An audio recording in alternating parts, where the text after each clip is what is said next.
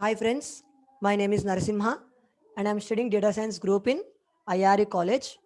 Today in the subject of Python programming, I want to explain a topic named control structures and nested for loop in Python. And while we are entering to Python, in nowadays we all are aware of Python programming language because it is used by different types of people for their coding purpose. Python is an object-oriented programming language. It is user-friendly. There are a variety of features provided by the Python to users. For example, many libraries can be imported and can be used for coding purpose.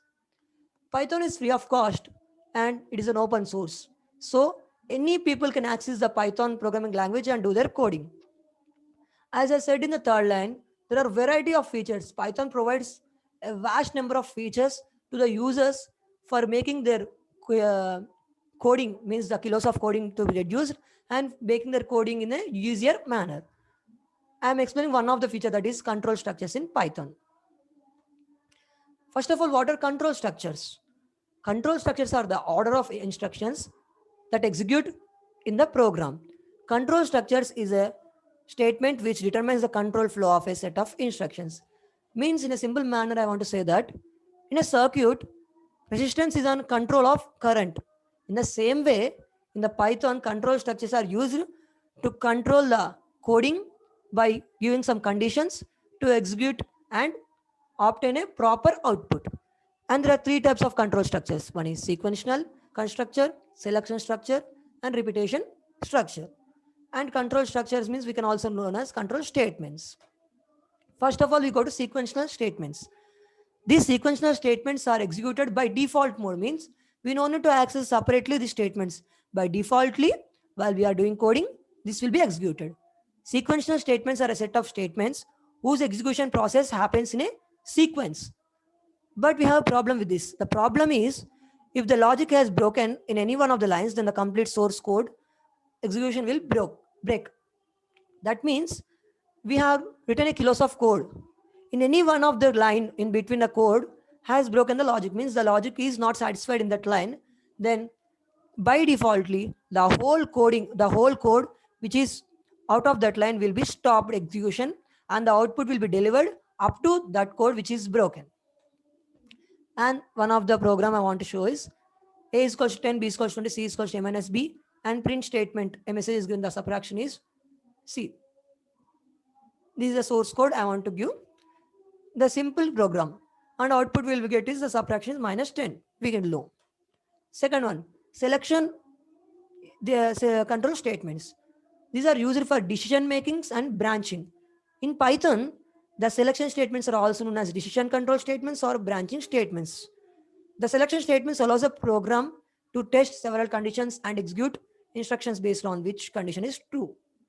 We all know in Python or in any language, example C or C++, Java, something, we have to give a post a condition to the coding and the interpreter. The Python works on the interpreter. So in Python, the interpreter will execute the function and check whether the element or an object satisfies the condition or not. If the element is not satisfied the condition, it will be not delivered to the output. Some of the examples of decision control statements are if else, if else, and nested if. While going on of one by one, if statements. If statements are control flow statements that help us to run a particular code, but only when a certain condition is met or satisfied. A simple if only has one condition to check. I have said before, we have to post the conditions in the source code.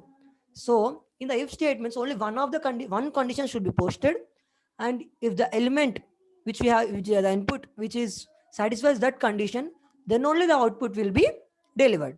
Here we will see a is equals to 10, b is equals to 10. If a double equals to b, print s.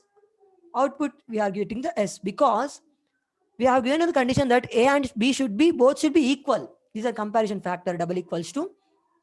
Here the inputs which we are given 10 10 are getting satisfied by the condition, then we are getting yes. If they are not satisfied, we will get an condition error. Next, if else statements.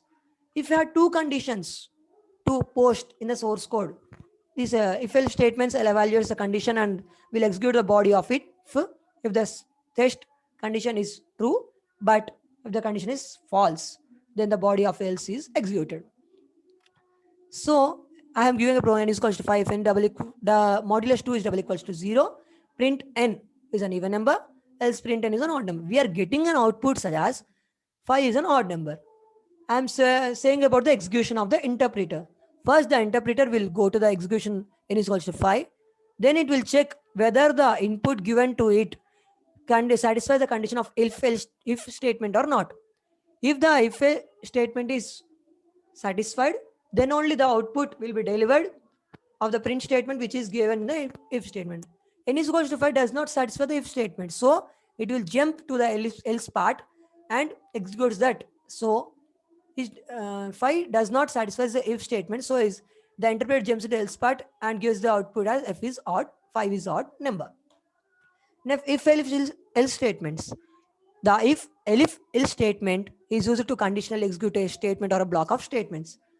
In before if else statement or if statement, only one or two conditions are posted to the source code. But if you have more than two conditions, then the best option is if else statements. So I want to say that I am given an example program. X is equals to 15, y is equals to 12. If x double equals to y, print both are equal. If x greater than y, print x is greater than y. Else print x is smaller than y. We are getting output x is greater than y. How? I'll show that interpreter will first executes the if statement. If the input satisfies the if statement, then only it will executes gives the output of print statement which is present in if statement. But the inputs which we are given 15 and 12 does not satisfy the if statement. So it will jump into the elif part, and if it satisfies the elif part, then it will give the print statement which is in elif part. So x is greater than y. We get in the output. Next, nested if. Nested means loop within loop. So nested if means for if loop within if loop.